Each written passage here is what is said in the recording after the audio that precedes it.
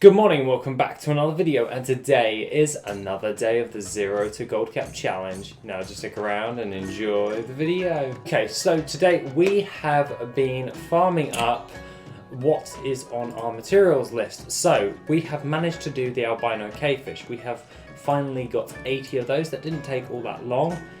And basically where you actually farm up your albino cavefish is in Deepholm.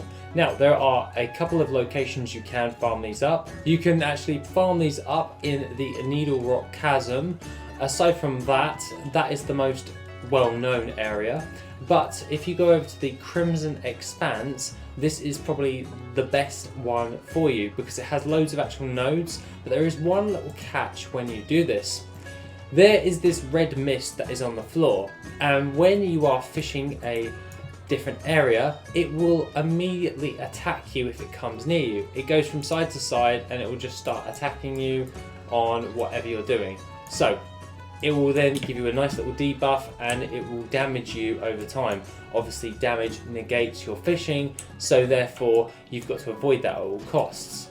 There's only one way of actually getting around this, and that is jumping to the other side, so sticking yourself on a rock and then fishing that way.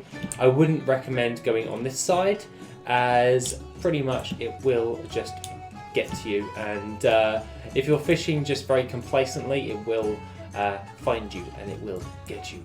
But aside from that, all you have to do is fly around the entire area. I usually just run around in a circle and look out for these nodes, and usually you actually find quite a lot of these, and it's pretty dead simple. You just use your fishing, you fish up the albino cavefish, and then you're pretty much golden. So just fly around this entire area as such, and you'll get yourself your albino cavefish when you actually see a node spawn.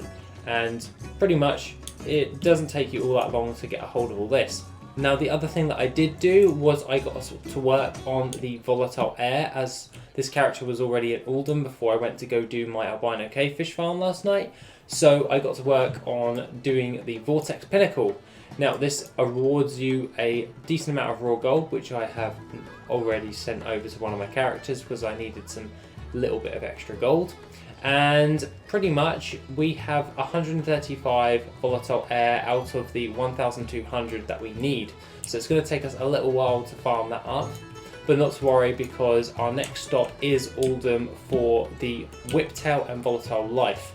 So what I intend to do tonight is to do a Vortex Pinnacle, then get onto my Whiptail farm, finish up that hour, and then once that hour resets the dungeon, I then just go back into the Vortex Pinnacle, get back to Whiptail farming and Volatile Life farming. This isn't really a gold per hour type thing for me now. It's more or less just get the materials in the less amount of time that I can possibly can, and that would be utilising my lockout times with farming up my Whiptail, so when it comes round to I have my 1200 volatile air, I should have my 1200, my Volatile Life and Whiptail, which is actually 1280.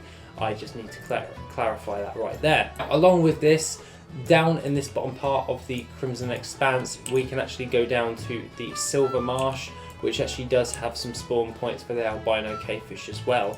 So, do I think this is a good farm? Yes, it is. It's a bloody brilliant farm if you're farming up for the Vial of the Sands.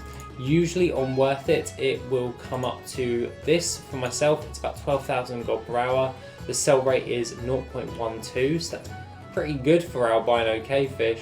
So definitely well worth my time actually farming these up, as pretty much they're worth a hefty amount of gold. Like at the moment, they're 84 gold a piece. So realistically, this is something that I do want to do. Now, along with that, that is basically what I've been doing for yesterday afternoon, and obviously I've just got back from work, so that means I've got to start my farming. So we're going to definitely be doing some Vortex Pinnacle and some Whiptail farming, but I don't deviate and just go straight for my Ojara as well, because I do like that farm. But aside from that, everything's looking good. First day running. Let's just get into the gold for the day. Now, the gold for the day is a healthy 61,540 gold. Now, we did invest around about 40,000 last night from what we had left over from yesterday. That was because we did the mass milling, we did our recraft, and then we waited a couple of days. So, therefore, I wasn't doing a daily craft for a couple of days, so we needed to replenish that. But aside from all of this, the thin jelly, we actually sold some of this, which was 543 of these for 19,081 gold. We also sold some more lava lazuli, and that is for 1,031 gold, 42 of those, along with some more lava lazuli for 2,480 for 100 of those. So pretty damn good. We also sold all of our highborn compendiums of storms for 1,578 gold. And also the mystical bulwark, we sold all of those as well for 1,472 gold. And I'm pretty happy that we sold all of these. This was pretty damn awesome. But aside from that, we also sold 2 compendium storms for 1,578 gold, and also a glyph of the Void Lord, which we got yesterday from our glyph farming. That was for 1,290 gold for 1 glyph. That was pretty damn good. I don't know why it's valued that high, but I'm going to take it and I'm going to run with it. But aside from that, we also sold some more lava lazuli, and that should be all of it now, which was 395 of those for 9,796 gold. So overall, 61,540 gold. Pull that in, and we should be just getting up to what we actually already had. Yeah, it's balancing out now, and now we're just going to reclaim that extra 3,000 gold. So not overly too concerned, expected from my predictions from yesterday, and it's just a case of bringing that gold back in and then get the ball rolling. Obviously I stated yesterday it's going to take a few days for it to actually start pumping back in the actual gold, and then the profit after we get that initial investment back. But aside from all of this, very good day. So let's just press our restock. So we go into our groups, we go into all raid glyphs and BFA raid inscription, and then make it 1,000. And pretty much all we've got to craft from our restock yesterday, which cost us like 40k, this one's only going to cost us 1,221 because we've actually kept on top of it, doing it daily. So now it's going to take us pretty much no time at all to restock this. All we need is some Jadefire ink and some Ink of Dreams. So let's just log out. Now back onto our scribe. Now this is all we've got to do for the daily craft for the day. Once we're on top of this, this shouldn't be a problem to do. Like, this is just going to be starting to become a daily thing. Obviously we still need our rank 2s in our Storm's Wake and our Order of Embers, because obviously last year I didn't bother with any of my other professions, so I'm playing catch up really because of that challenge for Brutusaur with only 1 character. So therefore it's going to be all of that. Now obviously the roseate pigment would usually cost me, is going to cost me 16 gold per piece. Obviously we crafted that for less because we used our Dreamleaf flip, which came to roughly around about 8 gold a piece for that roseate pigment flip, and the Jadefire ink's 88 gold. So we're basically saving 80 gold per ink on that, so pretty damn happy on all of that. And then all I've got to do now is get Ink of Dreams, which is, where is my Ink of Dreams? And Ink of Dreams is 39 gold, and we still crafted the roseate pigments at 8 gold. So we're still saving like 31 gold on Ink of Dreams. So you can see how this is going to definitely save you time and gold in the long run, because at the end of the day, we all want to just save gold overall. Now obviously I don't want to buy loads of like parchment like crazy, so we're just going to buy 1,000 and then just make sure that they're in our bags moving forward, so then I don't have to worry about all of that jazz. So when it gets to the day, I can then just crack on and do all of that. Now we just need to go into our inscription, and then we just need to craft these glyphs. Now obviously I'm going to be crafting all of these glyphs going forward. I'm going to do my dailies on this character, do my daily restock, which is getting done like right now. I thought I'd do what an average daily restock would look like, and it's basically just click in the group, see if the restock's actually going to happen, and then once that's done, send it over to the banker, bing bang bosh. That is basically the inscription one done, and then go into the groups and just send over those glyphs, and then we can now post it at the end of my thing. Well, that's all I got to do now. When all of my auctions expire within about an hour, I can then restock them with all of the crafted stuff that we've just done, and that is the daily restock for all of our stuff. Now that's pretty much awesome, and now I can get onto my daily farming.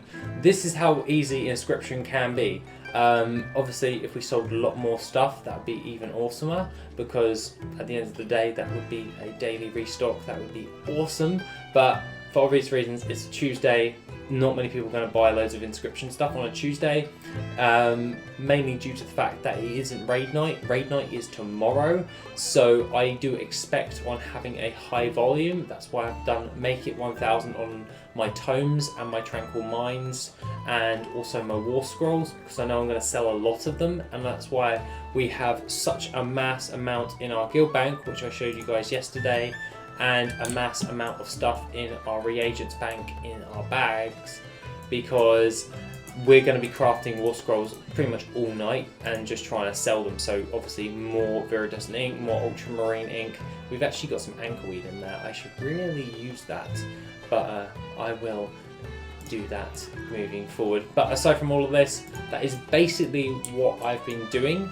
I've just been farming up my albino cavefish, did my daily restock, and then I settled down for the evening. Also, one little side note, I will be posting a Q&A channel on the Discord. I asked you guys the other day about loads of frequently asked questions that are asked on the Discord, and I'm going to answer them all and then have it as an FAQ channel, read only, and then it answers pretty much all of the questions that were posted when I asked what are the most frequently asked questions in our Discord.